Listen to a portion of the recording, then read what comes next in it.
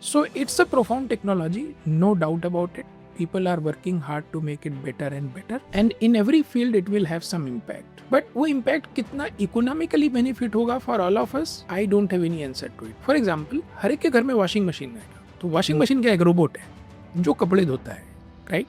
In simple words, it's a robot which is washing your clothes. But इसके बाद भी लोग मेड लगाते हैं, right? हमारे यहाँ मेड भी होती है, because sometimes we find it economical to not to use the washing machine, or it better कि maid or you yourself try to clean those clothes कि ये मेरे को washing machine में नहीं धोता है. तो टेक्नोलॉजी है, जैसे self driving, right? Autonomous driving हम जो बोलते हैं, autonomous driving is 10 year old, but वो आज भी उस लेवल तक फाइन ट्यून नहीं हुई है जब आप ये कह सको कि now we are 100% confident that it will work under every circumstances.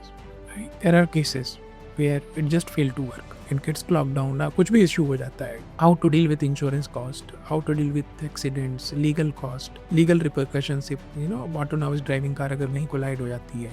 But people are working on it, so at someday they will solve it. Now coming particularly to impact on India, so yes there would be some impact on software industry, but we need to yet see कि उससे नया incremental opportunity क्या आएगा.